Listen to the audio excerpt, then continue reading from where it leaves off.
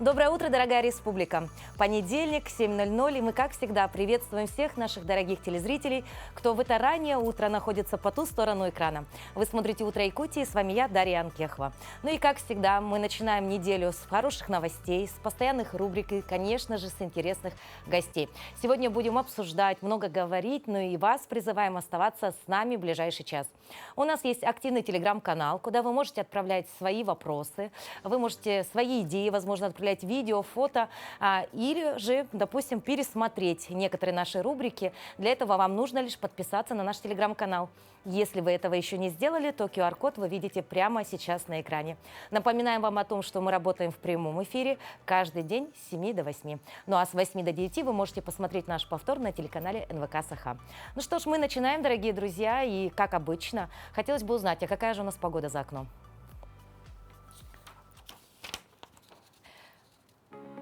В центральных районах температура воздуха на 6 часов утра была на отметке плюс 8 градусов.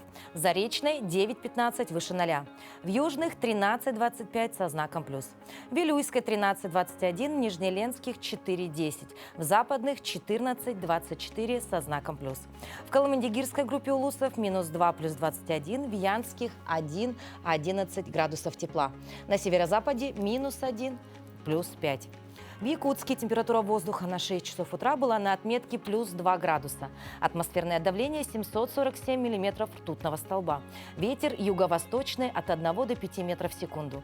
Сегодня днем облачно с прояснениями. Ветер такой же юго-восточный от 1 до 5 метров в секунду. Температура воздуха ожидается до плюс 15 градусов. Ну а пока мы спали, в сети появились кадры с вот таким вот мини-быком по кличке Винни-Пух. Давайте посмотрим это видео. Это видео стало вирусным, благодаря чему Винни-Пух стал очень популярным в Якутии. Его владельцы рассказали, что Винни-Пух живет в Хатоне в Намском улусе. Однако родственники, горожане супруги Дарья и Альфред, забирают его на лето на содержание в свой контактный мини-зоопарк. Винни-Пух совсем не агрессивный, добрый и контактный. У него нет заболеваний, он здоров, просто вот родился таким. Вы всегда можете посмотреть и познакомиться с Винни-Пухом лично. Приглашают владельцы мини-зоопарка, находящегося в Юрдель-парке. Поэтому, если, дорогие друзья, хотите увидеть вот такое забавное, милое существо, то, пожалуйста, посетите Юрдель-парк. Винни-Пух будет рад всем. Ну, а теперь немножечко восхитимся невероятной красотой. Включаем еще одни кадры, да, и здесь уже совершенно другая красота, да, это про природу. Так выглядит замечательное озеро Лотосов в Китае. Где именно находится это прекрасное место, авторам не указывается, но все-таки как же радуется глаз, глядя на такое обилие красок. Ну вот, удивились, восхитились, ну а теперь самое время узнать, какие же новости произошли на территории нашей республики и за ее пределами.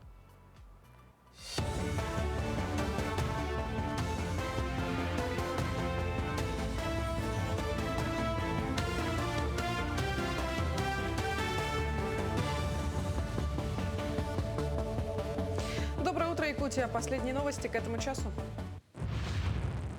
На участке реки Колымы, Среднеколымск-Колымская, есть вероятность образования новых ледовых заторов. В период вскрытия реки у населенного пункта Колымская ожидается неустойчивая погода с резкими колебаниями температуры, в результате чего существует вероятность образования заторных явлений, повышения уровня воды с достижением критических отметок у села Колымское. Боксеры Якутии стали призерами юниорского первенства России. Соревнование с участием сильнейших в юниорском возрасте завершилось в Краснодаре. Вице-чемпион нашей страны среди мужчин Павел Васильев из Усть-Алданского улуса в категории до 48 килограммов стал обладателем серебряной медали. В весе до 60 килограммов второе место также занял нерюнгринец Руслан Никитин. Бронзовую медаль в копилку нашей сборной принес Леон Никифоров. На переправе через реку Лену Якутск-Нижний Бестях увеличивается частота паромных рейсов. Перевозчик утвердил расписание, вступившее в силу с 25 мая. Пока что перевозкой занимаются 10 паромов. В пиковый сезон количество паромов увеличат до 14. Погрузка автомобилей будет вестись каждые полчаса с 5:30 утра до 11 вечера. Правительство внесло в Госдуму законопроект об увеличении до прожиточного минимума пособия беременным, которые проходят обучение в вузах и учреждениях профобразования. Сейчас пособие по беременности и родам этой категории женщин составляет около 2-5 тысяч рублей в месяц. Всего же они получают от 9 до 20 тысяч рублей. Предлагается увеличить данное пособие до размера прожиточного минимума 19 329 рублей в месяц. Планируется, что закон вступит в силу с сентября, с начала учебного года. В честь наступления лета на площади Орджоникидзе состоялось народное гуляние «День Сыйлыка». На площади Орджоникидзе были организованы 4 площадки по различным направлениям. На ярмарке представили национальные костюмы, украшения, а также можно было попробовать якутскую кухню. Для гостей организовали национальные игры, мастер-классы для детей, тематическую фотозону. На концертной площадке выступили самодеятельные коллективы и артисты якутской эстрады. Ежегодно окружная администрация проводит для горожан такое мероприятие под названием «Сыйлык күне». Приходят и с детьми, всей семьей отдыхают на площади Орджоникидзе. Мне кажется, это самый народный праздник, который все горожане ждут. Самый ожидаемый, наверное, я думаю, это народные конкурсы на быстрое ощипывание уток, на чистку карасей и на народные конкурсы. Сегодня 26 мая, и в этот день отмечают свой праздник обладатели огненной шевелюры.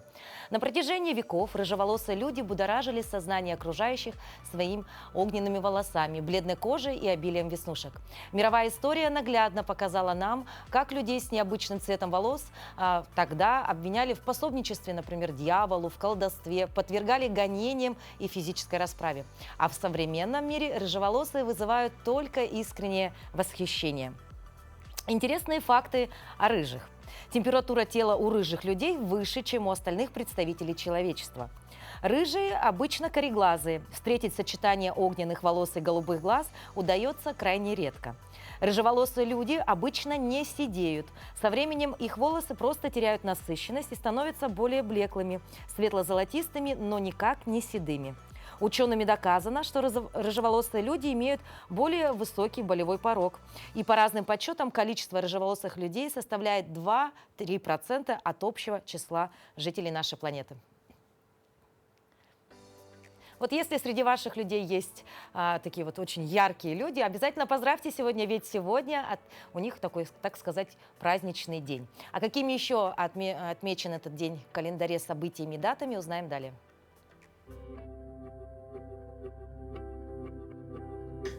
На календаре 26 мая. Сегодня отмечают День российского предпринимательства. По народному календарю Лукерья комарница, на Лукерью – гликерию. Появляются комары. В народе считали, что этих насекомых весной приносит теплый ветер, а осенью холодный ветер уносит их на южные моря. Существовали и особые приметы, связанные с комарами. Говорили: если на Лукерью много комаров, готовь по ягоды коробов. Если много мошек, готовь по грибы лукошек. Считалось, что если в период с этого дня до летнего солнцестояния убьешь комара, их прибавится дюжина, а если убьешь после этого времени, комариное племя на дюжину убавится. Это день в истории. 1829 год. Русские моряки одержали победу в сражении у Босфора.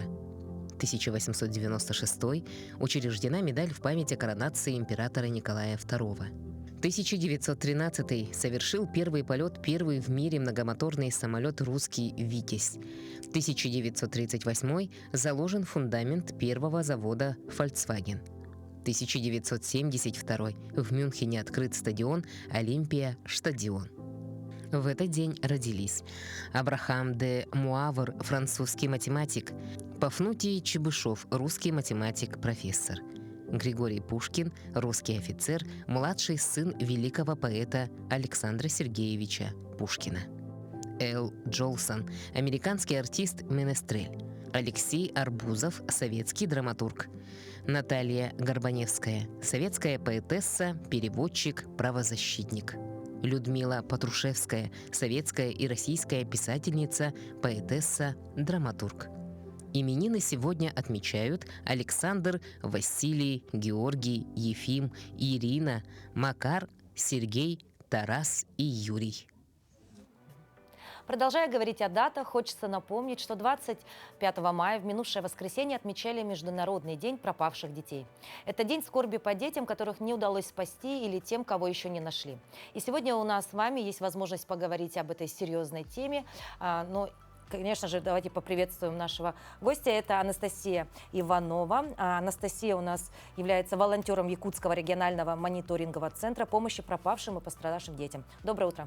Доброе утро. Анастасия, расскажите немного вообще, откуда появился такой день, да, и с чего вдруг его надо было отметить, как в календаре определенной даты? Так, получается, начало вообще в 1979 году пошло. В Штатах 6-летний мальчик пропал. Его очень долго искали и, к сожалению, не нашли. Вот. И, соответственно, все начало пошло там. В 2012 году уже Россия присоединилась к этой памятной дате. У нас существует такой центр, да, где вы являетесь волонтером центра помощи пострадавшим и пропавшим детям. Да? Расскажите немного про деятельность центра, чем занимаетесь, собственно, ну и кто является волонтерами. Основные наши задачи – это содействие правоохранительным органам в поисках пропавших людей и также профилактика безопасного медийного, социального пространства и, соответственно, в реальной жизни также. Что еще? Ну, вы как давно пришли вот в такую интересную историю, да? Из чего вдруг решили помогать людям? С прошлого года занимаемся. А почему решили помочь вдруг? Для меня это все-таки как-то, как сказать, у меня просто есть ребенок, и хотелось бы, чтобы у него тоже было безопасное детство. Хорошо. Но вы уже, можно сказать, такой специалист, да, уже в этой области, да? А можно ли назвать основные причины, по которым дети зачастую пропадают, да? И есть ли какой-то определенный у вас регламент действий, да? Вот если вдруг пропал ребенок, делаем то-то, то-то. Вот по причинам давайте сначала. Какие причины? В основном причинами являются самовольные уходы детей из дома и незнание местности, неумение ориентироваться. Для этого нужно профилактические работы родителям проводить с детьми, то есть им тоже рассказывать, объяснять все. Ну, а что является зачастую предвестником, да, допустим, вот как вы говорите, родителям профилактику проводить, да, но ведь это же не происходит просто так, да, наверное, есть тоже определенные какие-то моменты, на что родители должны обращать в первую очередь. На окружение ребенка, на его коллектив, с которым общается, чем занимается, то есть это нужна конкретная работа в семье, чтобы семья была сплоченная, дружная. Но мы все-таки говорим, да, про доверительные отношения в семье, да, и зачастую, мы назовем это условно, да, побеги, да, из дома. И очень часто это повторяется, да, у ребенка. Бывают и такие случаи, да? Да, бывает. Но вы, наверное, таких ребят уже знаете в лицо, да? Нет, это уже работа правоохранительных органов. Да. Ну, а ваша задача в чем? Вот вы, допустим, к вам обращаются, да, пропал ребенок. Что вы делаете? В первую очередь с полицией связываемся и далее уже выходим на поиски. Либо в первую очередь в социальных сетях распространяем ориентировки и инфопоиском занимаемся. Ну, а может быть, помните какую-то такую достаточно трогательную историю, которая навсегда осталась в вашей памяти? Таких историй очень много. Много, да? Да, практически каждая история трогательная. Хорошо. Ну а если вдруг кто-то из наших телезрителей захочет стать волонтером Национального центра помощи пропавшим и пострадавшим детям, есть ли такая возможность? Возможность есть. Можно на Добро.ру подать заявку, либо на наш номер, который указан у меня на футболке. Ладно, тут не указано. Отлично. Анастасия, спасибо большое за то, что посетили наш эфир. Мы, конечно же, надеемся на то, что дети будут пропадать как можно реже. Ну и, собственно, если вдруг и случаются такие моменты, то, конечно же, с вашей помощью все-таки ребенок будет в семье. Спасибо большое. Мы желаем вам хорошей, продуктивной рабочей недели. Спасибо. Продолжая тему счастливого и безопасного детства. Благотворительный фонд «Измени одну жизнь» помогает тысячи детям, оставшимся на попечении государства, снова обрести семью. И сегодня в нашем эфире мы хотели бы рассказать о девочке Вике. Ей 12 лет, она обожает рисовать и заниматься спортом. Мы желаем ей поскорее найти семью, в которой ее полюбят и примут. Меня зовут Вика, мне 12 лет. Я учусь в 6 классе, мои любимые уроки – это физкультура и ИЗО. Ну, по физкультуре я больше люблю заниматься, потому что спорт, он продолжает жизнь. А еще плюс то, что ИЗО, потому что я с детства люблю рисовать. Я занимаюсь легкой атлетикой. Я люблю кататься на лыжах, на коньках. Особенно на лыжах я очень хорошо катаюсь. Ну, еще я играю на хамусе, это якутский инструмент. Еще ложки, руссконародные. Участвовала то есть выступала на сцене. Ну, мы заняли призовое место самое. У нас даже кубок есть. Мечта была с детства пойти на полицейского.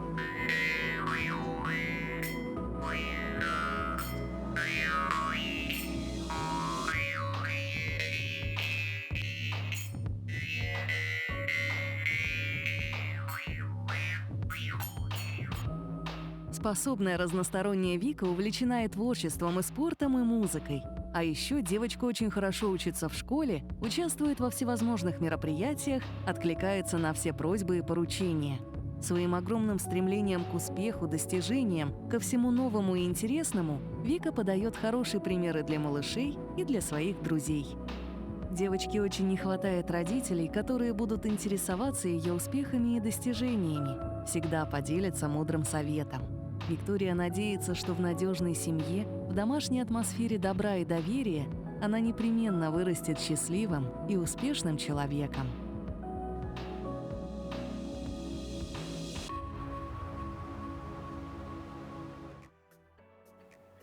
С самого раннего детства нас всех приучали делать зарядку утром после пробуждения.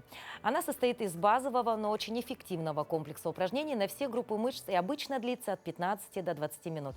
При желании зарядку можно заменить на разминку перед пробежкой. Но утренняя зарядка однозначно поможет каждому из нас проснуться и полноценно пробудить свой организм, а также обязательно повысит тонус и восполнит энергию на весь день. Давайте делать зарядку вместе.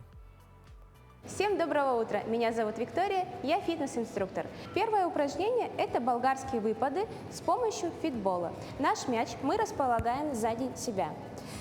Носочек кладем на мячик, фиксируем наше равновесие. Делаем вдох, мяч немножко откатываем назад, делаем выпад. На выдохе мы поднимаемся за счет сжатия ягодицы. Вдох, выдох, вдох, выдох. Важно смотреть в одну точку, чтобы держать хорошо равновесие. Выдох. 4, 3, 2, 1. Выполняем этот комплекс 3 подхода по 15 повторений, затем меняем ножку. В следующем упражнении мы проработаем заднюю поверхность бедра, а именно бицепс бедра. Для этого исходное положение у нас будет лежа на спине. Ножки ставим на середину нашего мяча. Делаем вдох, поднимаем наш таз. На выдохе мяч подкатываем к себе. Вдох, выдох, вдох, выдох. Важно все время держать таз наверху. 5, 4, 3, 2, 1.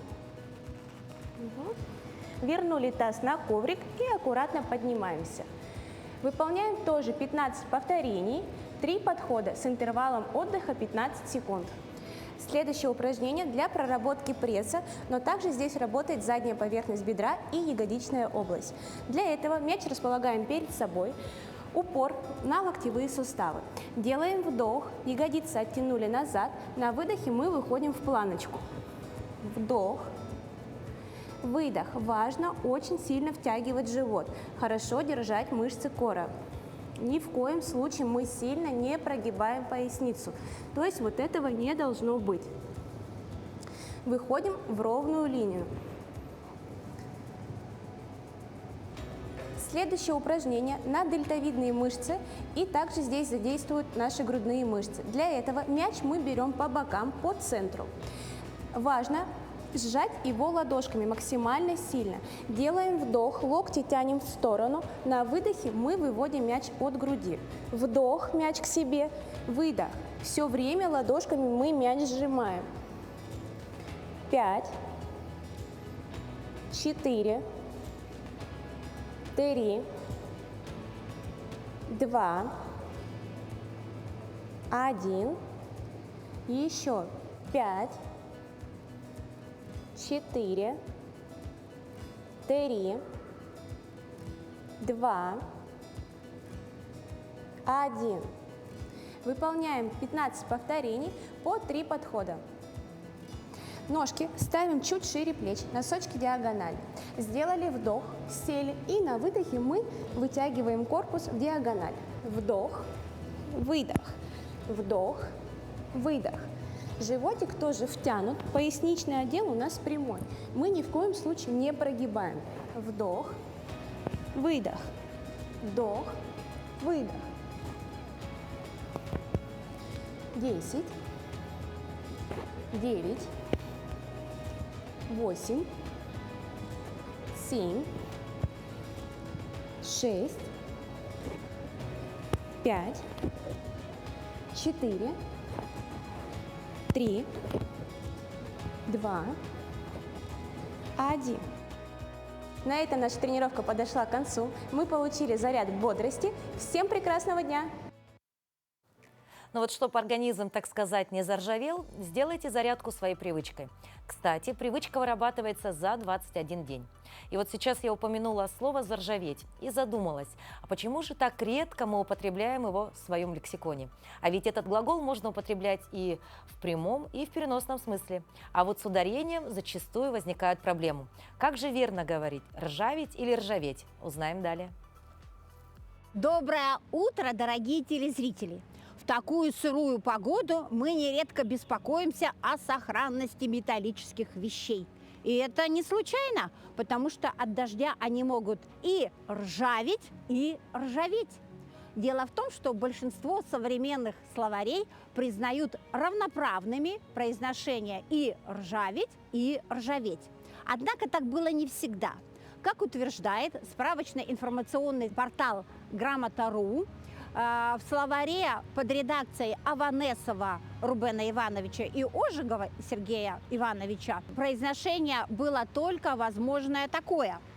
Можно было произносить только ржаветь, и в скобочках указывалось не ржаветь, заржаветь, и в скобочках указано не заржаветь. Но это было более полувека тому назад, в 1956 году. А варианты ржаветь и ржаветь, заржаветь и заржаветь уже являются равноправными несколько десятилетий. Давайте говорить правильно. Всего доброго! Согласитесь, приятно слышать человека с грамотной речью, четкой дикцией и ясной формулировкой мыслей. В современном мире грамотность – это визитная карточка человека. На сегодняшний день тема финансовой грамотности и противодействия мошенникам актуальна как никогда. Она помогает сформировать навыки критического мышления и правильной оценки рисков, что позволяет распознать любые приемы давления и принуждения. А самое главное – это нужно распознать вовремя и прекратить контакт, а также не совершить необдуманных действий в состоянии стресса.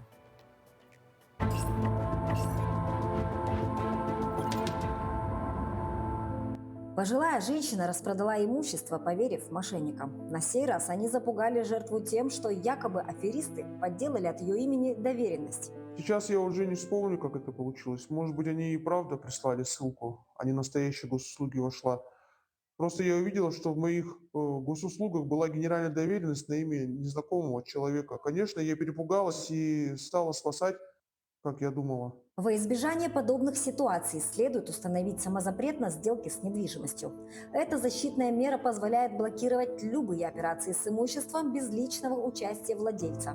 В Едином государственном реестре недвижимости устанавливается отметка, с которой продать, обменять, заложить никто не может, кроме владельца.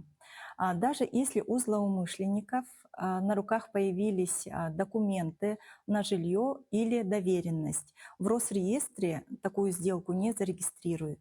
Установить такой самозапрет теперь стало возможным, не выходя из дома. Достаточно иметь в телефоне два приложения – госуслуги и госключ. Для этого вам понадобится подтвержденная учетная запись и усиленная квалифицированная электронная подпись в приложении «Госключ». Найдите на портале услугу «Запрет на действие с недвижимостью без личного участия». Заполните заявление и направьте на подпись в приложении «Госключ». Подпишите заявление в приложении. Запись появится в ЕГРН в течение 5 рабочих дней, а вам в личный кабинет придет уведомление о внесении записи. Электронную подпись Госключа можно сделать в МФЦ. Сегодня, когда аферисты стали запугивать своих жертв фальшивыми доверенностями на их недвижимое имущество, важно суметь воспользоваться инструментом, который предоставило государство. Только так вы сможете быть уверены в том, что никто, кроме вас, не сможет продать ваш дом.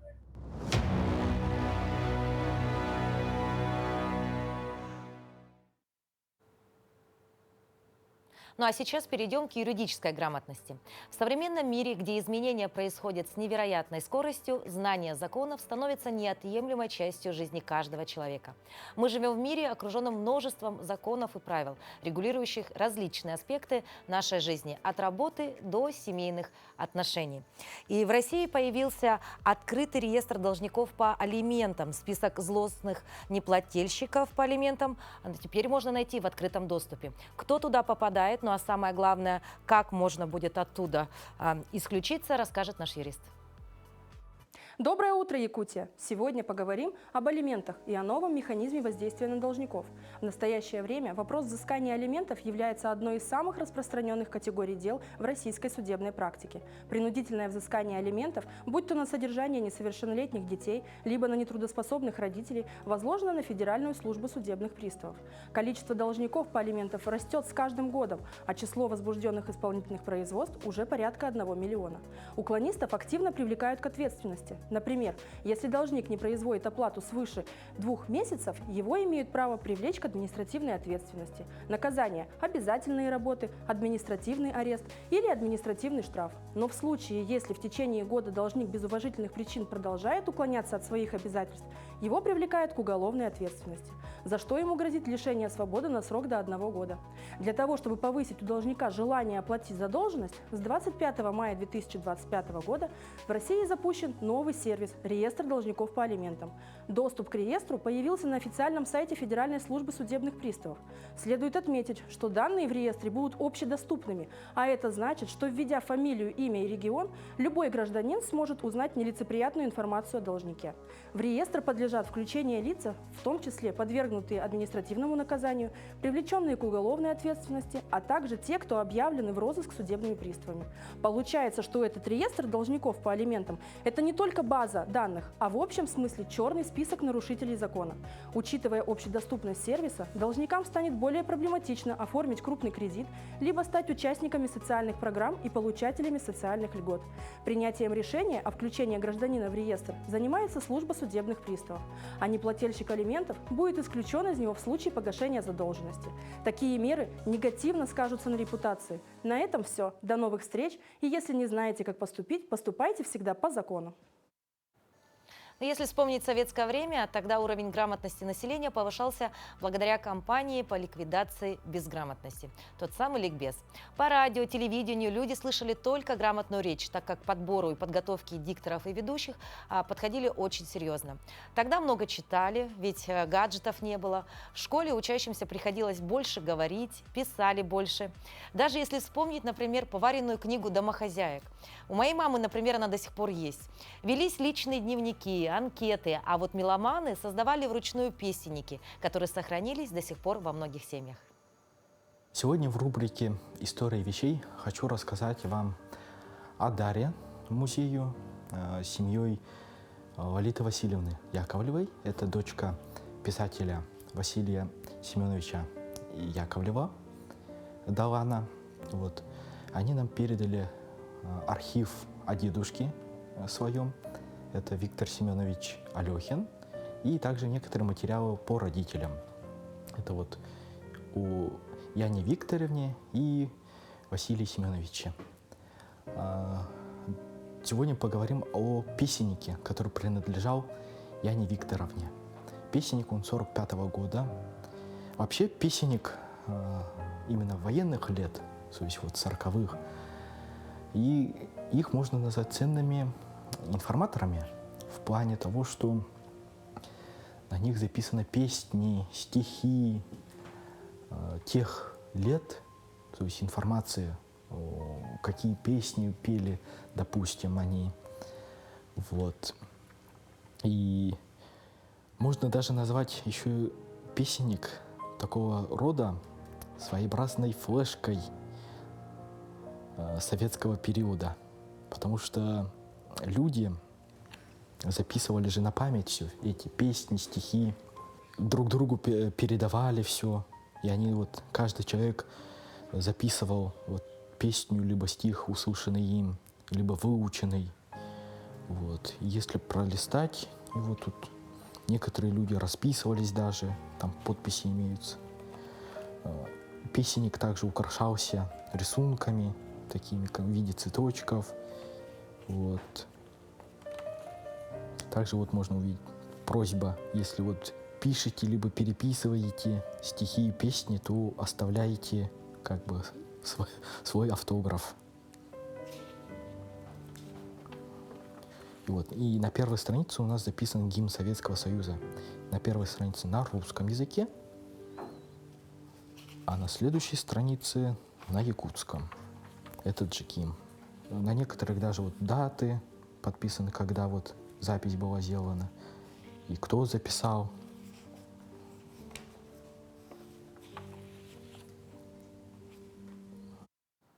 Ну а сейчас мы вновь рады передать слово нашим коллегам из новостного отдела.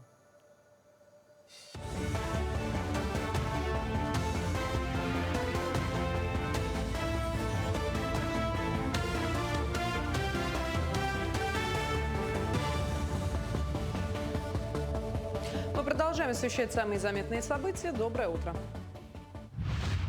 Для реализации мастер-планов городов Дальнего Востока обеспечили 711 миллиардов рублей внебюджетных средств. Большая часть определена как государственно-частное партнерство. Сейчас финобеспеченность проектов составляет около 66. Об этом сообщили в Восток-Госплане. В приоритете развитие экономики, привлечение новых кадров и создание рабочих мест. Вторая задача – необходимость определить, что нужно самим жителям создавать и корректировать проекты с учетом реальных потребностей населения. Мошенники звонят россиянам под видом сотрудников поликлиник и сообщают о необходимости замены бумажной медкарты на электронную, вынуждая их назвать код из СМС и данные СНИЛС, необходимые для взлома личного кабинета на портале госуслуг. В таких ситуациях аферисты часто создают атмосферу срочности, чтобы вынудить людей быстро принять решение. Важно помнить, что никогда нельзя передавать посторонним лицам такие сведения, как номер СНИЛС, паспортные данные, коды из СМС, номера банковских карт и другие конфиденциальные данные. Приставы начнут искать места работы должников через программы «Роботы». Это предусмотрено во вступивших в силу изменениях в закон об исполнительном производстве. Поправки в закон предоставили им право для поиска места работы должника направлять автоматизированные запросы с использованием единой системы межведомственного взаимодействия в организации, органы власти и государственные внебюджетные фонды, такие как Социальный фонд и Фонд обязательного медицинского страхования. Обществознание исключат из школьной программы 6-7 классов с нового учебного года. Изучение этого предмета продолжится только в 8-11 классах. Об этом сообщили в Минпросвещения страны. Переход на новые программы по обществознанию будет происходить постепенно в течение 2 лет. С 1 сентября 2026 обществознание будут преподавать только для 9-11 классов. 25 февраля в Рособорнадзоре сообщили, что обществознание стало самым популярным предметом ЕГЭ по выбору в этом году. По словам главы ведомства Анзора Музаева, этот предмет планирует сдавать свыше 300 тысяч человек. В Якутске отметили День Осохая. Праздник был учрежден в сентябре 2023 года по указу главы региона Айсена Николаева с целью сохранения и популяризации Осохая как объекта нематериального культурного наследия. В этом году праздник посвятили 125-летию со дня рождения Сергея Зверева-Кылуола. На площади Республики был организован Дамун Осохай с участием работников культуры и искусства, а также горожан. В массовом исполнении традиционного танца приняли участие около 5000 человек. Глава республики Айсен Сергеевич Николаев поддержал предложение общества Осохой, общественности, жителей республики и подписал указ о Дне Осохая. И мы с большим воодушевлением, вдохновением организуем этот праздник. Сегодня по всей республике проходит именно мероприятия, связанные с Днем Осохая. На этом пока все. Эфир телеканала продолжит программа «Утро Якутии». Оставайтесь с нами. А у нас еще одна прекрасная новость. Фильм студентов АГИКИ получил приз зрительских симпатий на кинофестивале в Кыргызстане. Картина под названием «Тревога» рассказывает о переживаниях школьницы перед экзаменами. О том, что чувствует молодое поколение в этот сложный и ответственный период их жизни. Именно вот эта тема обсуждалась в этой картине. И сегодня у нас в гостях режиссер этой киноленты, студент отделения Арктического государственного института культуры и искусств Данияр Тезикбаев. Данияр, доброе утро. Здравствуйте. Здравствуйте. Ну, рассказываем для начала, что за кинофестиваль, да, почему решили принять участие и, собственно, какие эмоции остались. Кинофестиваль Сюйманту – это прекрасный фестиваль. Для меня это была приятная новость, то, что наш фильм отобрали туда. И мне понравилась организация фестиваля, прекрасные люди, культура, природа, Кыргызстан. Плюс 30 это было прекрасно. И классные ребята, творческие. Мы с ними познакомились, мы до сих пор держим контакты. Были классные картины, которые были очень интересно смотреть, и мы очень долго об этом обсуждали. Кинофестиваль шел 2 дня, но за эти 2 дня мы успели хорошо подружиться. То есть такой большой семьей стали, да? Да. Ну вот ты сказал о том, что картины отбирались, то есть был какой-то отборочный этап, верно? Да, все верно. И была ли конкуренция серьезная? Ну, можно так сказать, конкуренции большой не было. Конечно, было примерно 50 чем-то картин, но отобрали всего лишь 39 или 35 картин. Ну, давай тогда поговорим про фильм «Тревога», да? Мы уже затронули, да, тему, чему он посвящен. Интересная тема, да? Переживаниям перед экзаменами, да? Вот почему, откуда такая идея? И, может быть, это какая-то твоя личная боль, да? Или, наоборот, может, ты хорошо справляешься с этой темой? Сценарий к «Тревоге» писала моя одногруппница Вика Петрова. Можно так сказать, то, что это была история из ее личной жизни. И мы, конечно, писали сценарий, все, каждой группой. Каждый один писал сценарий. И решили снять фильм «Тревогу». И мне предложили быть режиссером этой картины. И мне сценарий понравился. Он мне был знаком. Ну, мне кажется, все школьники проходили через это, перед тревогой, перед экзаменами. И я согласился и снял. А также могу сказать то, что волнение — это нормально. То есть каждый человек переживает что-либо. И обычно на такие моменты я смотрю через призму радикального оптимизма. Это когда человек сталкивается с какой-то сложной ситуацией, но ты переживаешь это более положительно и оптимистично. Очень интересно. Вот мы сейчас видим некоторые кадры, да.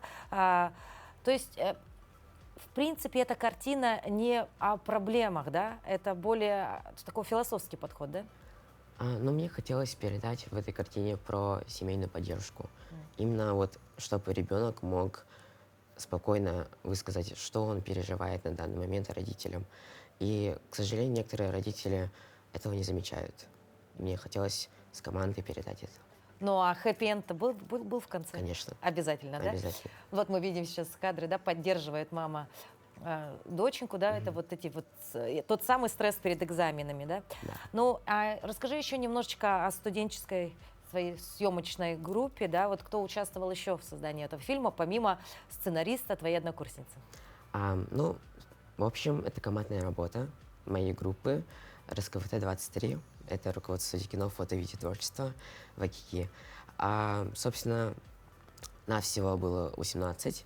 Каждый из нас дал свою лепту в этот фильм. И помимо нас присутствовали профессионалы якутского кино. Это, например, Александр Красновский. Он работал в операторском цехе. И также он сделал нам цветокоррекцию. И, конечно же, был еще Аркадий Илахов.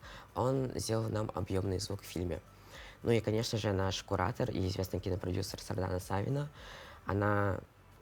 Вот без нее якутское кино не было бы настоящим брендом. Ну а почему лично ты выбрал такую интересную профессию, да, и решил связать свою жизнь с кинодеятельностью? Ну, я заметил, что с подросткового возраста я любил снимать, фотографировать, снимать маленькие короткие видео. Потом перешло это на короткий метр. И я старался делать портфолио для себя и для своих друзей, которые хотели стать на тот момент актерами. И сейчас некоторые из друзей сейчас учатся на актерское. Это меня очень радует. И все это постепенно перешло как в хобби, полноценное хобби. Но мне хотелось это сделать более профессионально. То есть мне хотелось реально работать в кино, научиться всему этому. И пришло в то время, когда решил куда-то поступать. И, конечно, АГИКИ, творческий вуз, меня это очень заинтересовало. И в 2023 году я увидел анонс о том, что открывается новое направление кино. И то, что там все профессионалы якутского кино, Любовь Борисова, Сардана Савина, куратор. И я решил попробовать. И поступил. Да, поступил. Ну, то есть уже с этого пути не сойти, правильно? Нет. Отлично. Мне нравится. Отлично. Но вообще в творческой сфере всегда есть некие кумиры, да? Вот для тебя, как для будущего режиссера, есть ли такие примеры для подражания? Да, есть, конечно. Вот, например, из якутских Любовь Борисова, Ларри Яковлев, Валентин Макаров и Аял Струкин. У них хорошее кино, мне очень нравится. Особенно в этом году примеры были у Аяла Струкина, у Валентина Макарова. Мне очень понравились их картины в этом году. А если смотреть из зарубежных, то мне нравится Тим Бёртон. Его готичность в его фильмах, его узнаваемый почерк. Мне это очень нравится. То есть ты такой немножечко необычный, да, режиссер, то есть не драмы, слезы, это не по тебе, а вот что-то такое уникальное, да, больше нравится по душе? Ну, больше мне нравится, конечно, драма. Драма нравится Да. тоже. Хорошо. Ну и тогда давай поговорим про твои будущие идеи, да? Какой бы следующий фильм ты хотел снять? Как раз я на прошлой неделе закончил снимать свой новый короткий метр. Он называется «Мама». Это фильм про любовь к маме, о ностальгии, о прошлом. И этот проект для меня очень личный. Этот проект я посвящаю своей маме. И я очень надеюсь, что в будущем, в ближайшем будущем, будущие зрители посмотрят этот фильм, и, надеюсь, они почувствуют ту любовь и искренность, которую я вложил в этот проект. Очень интересно. С тобой можно разговаривать часами, Данияр. Я желаю тебе творческого вдохновения. Конечно же, завершить учебу на отлично. Ну и, конечно, создавай креатив, потому что действительно это, видимо, твое кредо. Да, спасибо. Спасибо большое, что посетил наш утренний эфир. Мы не прощаемся, ждем твоих новых картин и, соответственно, приходи к нам в студию. Спасибо большое. Ну а мы движемся далее. Понедельник, говорят, день тяжелый. Но несмотря на это, давайте, ну вот практически в завершении нашего эфира спланируем свои дела на неделю, и в этом нам поможет гороскоп.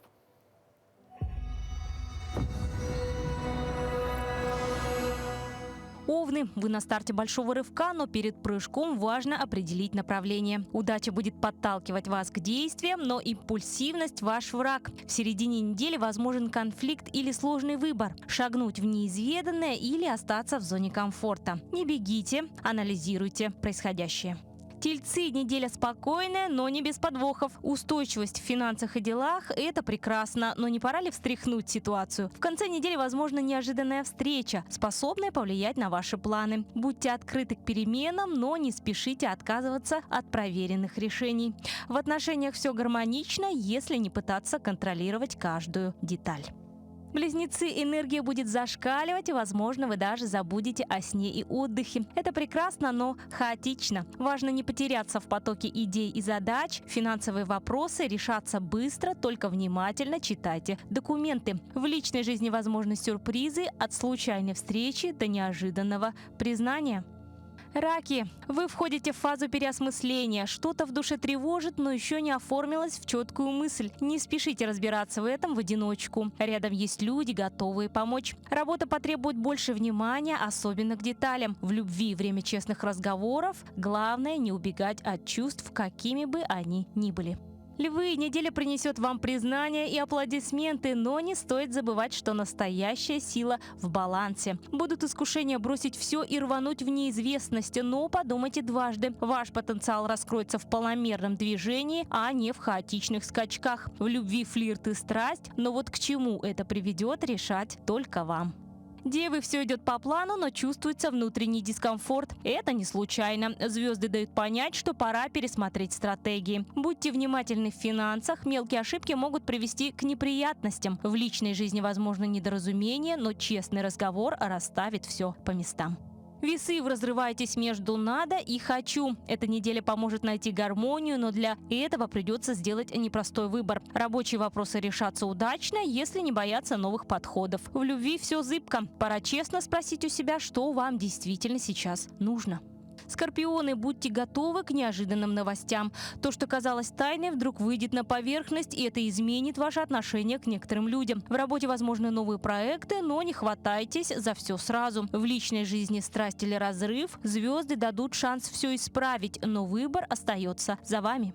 Стрельцы, вы полны энергии и идей, но не распыляйтесь. Одна точная цель принесет больше успеха, чем десяток разрозненных попыток. В середине недели возможны знакомства, которые изменят ваше мировоззрение. В любви легкость и авантюры, но не стоит играть чужими чувствами. Козероги, вы на пути к большой цели, и эта неделя еще одна ступенька вверх. Финансовые вопросы решатся удачно, если не спешить. В личной жизни стабильность, но есть риск застрять в рутине. Добавьте немного спонтанности.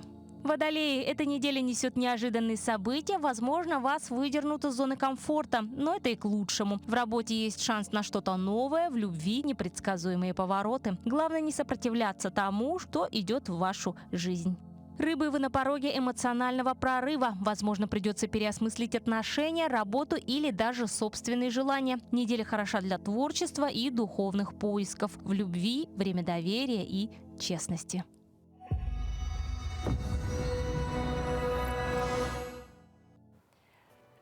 Кому-то из вас, возможно, поможет гороскоп для того, чтобы, возможно, для начала проснуться в понедельник, ну и настроить такие свои планы на всю рабочую неделю. Ну а кому-то, возможно, помогут наши советы. Утро доброе! С вами Эрика Сысоева, и мы продолжаем погружаться в мир эфирных масел. Интересно, можно ли принимать ванны с утра? Да, если ванна вас будет освежать и препятствовать усталости в течение дня. Если перед вами стоят задачи быть активным в течение дня и много-много задач, целей, давайте разбираться, какие масла вам помогут достичь этих задач. Если мы возьмем масло розмарина и грейпфрута, допустим, розмарина 4 капли, грейпфрута 2 капли. И здесь важно понимать, что мы не можем в воду добавлять эфирные масла. Нам нужен будет сольвент. Это могут быть сливки 10% или 20%. Такой состав вам поможет еще дополнительный уход обеспечить коже. Возьмите 50 граммов сливок, добавьте туда 4 капли розмарина и 2 капли петитгрейна. Розмарин считается маслом, который препятствует усталости, он дарует бодрость и он позволяет быть сконцентрированным. А петитгрейн, он дарует энергию, это цитрусовые эфирное масло. Также петитгрейн снимет излишнее напряжение. Или вот еще один вам рецепт: розмарин и грейпфрут. Тоже грейпфрут, цитрусовое масло, он дарует радость, радостную энергию. Когда мы радостны, наши дела получаются легко и эффективно. Либо возьмем масло розмарина, сосны и тимьяна. Тимьян является антибактериальным маслом. Если вы немножко простужены или чувствуете, что у вас недостаточно энергии, возьмите тимьян, 2 капли или 1 каплю, сосну 2 капли и розмарина 4 капли. Если у вас не оказалось под рукой сливок, то вы можете взять за основу мыльный раствор. Но будьте внимательны, если вы уверены в составе своего раствора, потому что эфирные масла, они способны доносить до клетки прицепом и другие компоненты. Будьте бодрыми, найдите 15 минут с утра на ванну, и это вас освежит и зарядит энергией. Доброго утра!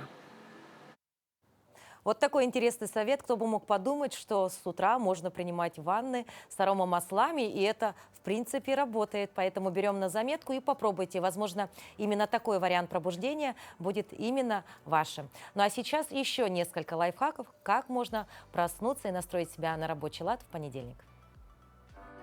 Мало того, что понедельник не особенно хорош сам по себе, он нередко портит нам выходные. Психологи даже придумали специальный термин «воскресные страхи». Его используют, чтобы описать состояние беспокойства и печали, в которое мы погружаемся перед началом рабочей недели. Однако понедельник не обязательно должен быть ужасным днем. Недавно появилась новая техника «Minimum Monday», которая позволяет пережить его без потерь, а со временем даже полюбить. Итак, как должен выглядеть понедельник на минималках? Идея концепции заключается в том, что в понедельник ты позволяешь выполнять себе только те задачи, которые точно нельзя отложить. Иными словами, не обязательно реагировать на все электронные письма. Выбери лишь те, которые завтра могут превратиться в тыкву, если на них не ответить. В результате твой первый рабочий день после воскресенья превратится в своеобразный компромисс. С одной стороны, ты не сидишь без дела, с другой стороны, не чувствуешь себя к вечеру измотанной и опустошенной. Лови дополнительный бонус. Ты получишь достаточное количество времени на по-настоящему важные и актуальные задачи, отложив все остальные. Что делать, если минимальный понедельник тебе не подходит, потому что абсолютно все дела срочные? В этом случае облегчи себе оставшуюся после работы часть дня. Купи готовую еду, отложи мытье посуды, перенеси на другой день тренировку, не общайся с токсичными родственниками. Все это поможет тебе не выгореть к пятнице. Еще 5 способов облегчить понедельник. Запланируй на понедельник что-нибудь приятное. Не обязательно устраивать масштабное мероприятие вроде похода в театр. Иногда достаточно просто купить свое самое любимое пирожное на завтрак. Реже заходи в соцсети. Слишком много людей по понедельникам плачутся в них о том, как тяжело дается им первый рабочий день недели. Напоминай себе о приятных событиях в будущем. Например, всего-то через 4 дня наступит пятница, а сам понедельник так и вовсе закончится уже завтра. Напомни себе, что любишь свою работу. Если вдруг никакого восторга она не вызывает, то просто подумай о том, что жить на пособие по безработице было бы еще печальнее. Живи по графику. Рутина облегчает жизнь, так что спланируй день. Реши, когда и что будешь делать. И не забудь заложить на каждое дело время по максимуму. Пункт «Уберу квартиру», на который выделен только 1 час, только погрузит тебя в уныние при попытке воплотить его в жизнь. Любите каждый день, не любите себя и проживайте каждый день, как в первый и последний раз. Бытует мнение, что для того, чтобы вся неделя была плодотворной, ее нужно начать с трудотерапии. И сейчас мы подскажем вам немного о том, как можно промыть окна, ведь сегодня эта тема актуальна для многих домохозяек. Берем на заметку. Пыль, грязь, налеты, разводы на стеклах и зеркалах сильно бросаются в глаза и портят общий вид дома, оставляя неприятное впечатление о хозяине. Поэтому мыть их приходится достаточно часто. А если у вас закончилось моющее средство, то его можно приготовить самостоятельно всего за пару секунд. Это моющее средство отлично подойдет для очистки зеркальной или стеклянной поверхности. Оно простое, эффективное и бюджетное. Все, что вам понадобится, это бутылочка с распылителем, вода и картофельный или кукурузный крахмал. 1 столовую ложку крахмала разбавляем в 1 литре воды. Тщательно перемешиваем, чтобы крахмал полностью растворился в воде.